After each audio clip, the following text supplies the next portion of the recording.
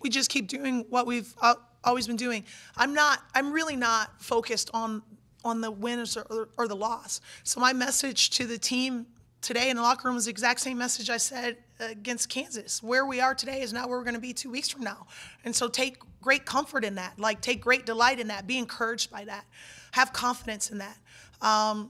So it's the same. We're just they have a day off tomorrow, and then Monday we're going to come in and we're going to have great attitude, and we're going to prep for West Virginia and keep doing what we do. If you keep focusing on the things that you can control, then your preparation is the same regardless of the opponent or whether you're home or away. That's what I'm just trying to bring, is some consistency to this program, that we're not attached to outcomes and scores and who's playing well and who's missing shots, because when you become attached to those things, then you're like this. We don't want to be like that. We want to be like this. So we want to be more attached to the things that we can control. How much did Jada's first half foul trouble impact, substitution patterns and what you were trying to accomplish, especially on the offensive end? It did. It impacted us a lot. Because we really rely on her, not just offensively, but defensively, and just her presence, her calming presence. She's so smart out there on the floor. That's why I was willing to play her with 3 fouls and 4 fouls and things like that, because I'm like, if she doesn't play, then it doesn't matter if I save her. But once again, fouls are uncontrollables. You cannot control fouls. You can only control, how you respond to them. And so, it hurt us, but that's the cool thing about having Aaron and Brew come off the bench, is that when Jada goes down and those guys have an opportunity to come in and step up. That was kind of my next question. Can you evaluate their play in Jada's absence, over 23 minutes?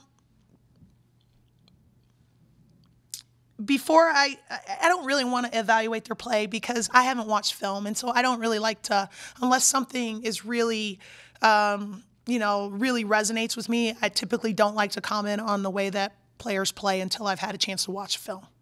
And then Angel came out with a face guard, and that was gone in the second half. What happened to her at the Kansas game? She broke her nose. The kid's playing with a broken nose. So she took a heck of a charge. It's like a double charge, because her teammate and the Kansas opponent ran into her, and she broke her nose. And she came out in the second half with a broken nose and then played the way that she played. And so in the first half, she had the mask, and she couldn't see.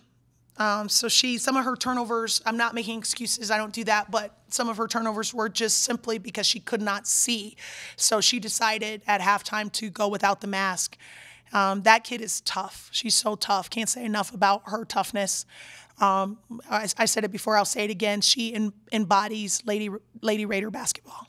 I mean, Texas is obviously a great team. They're 9th in the country. They have great players. They have a great coach, everything. I don't think their pressure was too much, I think, because, we've already faced a lot of pressure this season, and I feel like we've handled it pretty decently for the most part. I feel like we got in our own heads once they started getting a lot, more and more turnovers. They started getting really hyped, and, that's when we need to, as a team, just calm down, fix it, make it work, talk to each other. That's when communication comes in really big, and I feel like that's just, what we lacked. But obviously, I feel like it picked up later on, but, in that short little moment, I feel like that's what it was.